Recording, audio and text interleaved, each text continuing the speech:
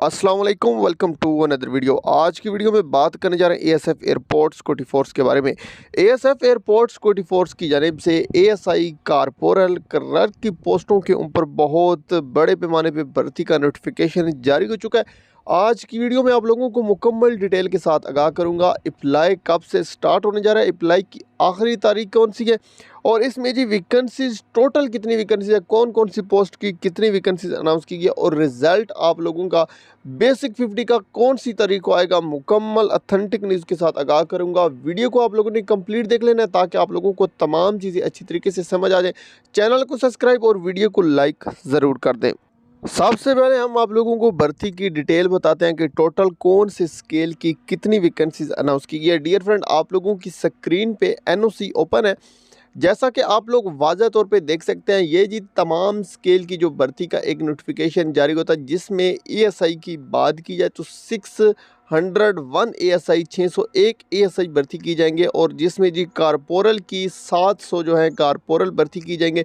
और ये जो अब बहुत से कैंडिडेट सवाल कर सकते हैं कि ये जो एक नोटिफिकेशन, ये जी डियर फ्रेंड एनओसी जारी होती है, एनओसी तमाम स्केल की जारी होती है। जैसा कि आप लोगों को मालूम है कि इंस्पेक्टर की भी भर्ती हो रही है, और इसमें एडिशनल डायरेक्टर की भी भर्ती हो रहा है। कुछ डिपार्टमेंट के अंदर से जो भर्ती करके यहाँ पे जो गवादर एयरपोर्ट पे ये तमाम जो है डिप्लॉयमेंट किए जाते हैं। इसमें जी एएसआई और कारपोरल ड्राइवर जो है वो 46 भर्ती की जाएंगे। ये टोटल जो भर्ती है ये 2414 जो वैकेंसीज है टोटल यूनिफॉर्म पोस्टों के लिए।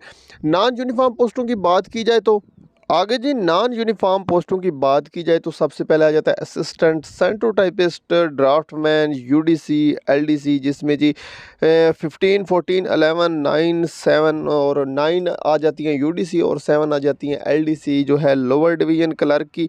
ये अपर डिवीज़न क्लर्क और लोअर डिवीज़न क्लर्क की ये वैकेंसीज हैं। और इन भर्तियों के हवाले से जो आगाह किया जाए, ये जो नॉन यूनिफॉर्म पोस्टों की नीचे वैकेंसीज और ऊपर जो थी वो यूनिफॉर्म पोस्टों की थी, जिसमें एएसआई, कारपोरल और कारपोरल ड्राइवर की जो ऑफिशियल तौर पे भर्ती अनाउंस की जाती है। अब हम इन भर्ती के हवाले से आपको बताएंगे इन भर्ती का तरीकाकार क्या होगा, इनका प्रोसेस क्या होता है। डियर फ्रेंड, एक चीज़ अपने माइंड में क्लियर करें, इनका बिल्कुल प्रोसेस लास्ट टाइम की तरह होगा। जिस तरह वैकेंसीज अनाउंस की थी, फिजिकल हुआ था, फिजिकल के बाद रिटन टेस्ट, और फिजिकल स्टैंडर्ड बिल्कुल सेम होगा। जो बेसिक 50 जो अभी के कंप्लीट हो चुका है, और सिर्फ रिटन टेस्ट अभी आप लोग दे चुके हैं, बिल्कुल सेम प्रोसेस होगा, कोई चेंजिंग इसमें नहीं की जाएगी।